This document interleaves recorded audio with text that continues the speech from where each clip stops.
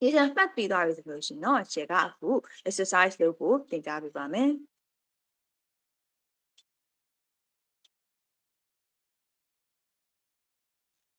ပထမဆုံးတစ်ခုကတော့ the Metropolitan Opera is blank 65 street 65 street ဆိုတာပါပါတယ် street ဆိုတာကဘာနဲ့တွေ့ရတာတော့ street က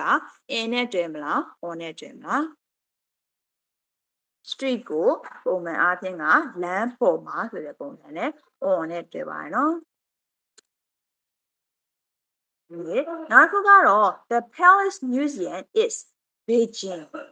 Beijing ဆိုတာကမြို့နာမည်ပါအဲ့တော့မြို့ကိုဘာနဲ့တွေ့မလဲဆိုတော့ငါဝေးတာဆိုရင် I am in နဲ့တွေ့ရပါမယ်နော်နောက်တစ်ခုကကြတော့the Tuileries Garden is the Louvre Museum အဲ့တော့ Louvre Museum ဆိုတာကအဆောက်အဦเนาะဆိုတော့ museum ဆိုတာအဆောက်အဦတွေမှာပါတယ်လို့ပြောထားပါတယ်အဲ့တော့သူ့ဘာရင်းနဲ့တွေ့ရမလို့သူ့တွဲလို့ရနှစ်ခုရှိပါတယ်နီးရဒါမှမဟုတ်လို့ရှိရင် next to နဲ့နှစ်ခုလုံးတွေ့လို့ရပါတယ်เนาะနောက်ခါ the Colosseum is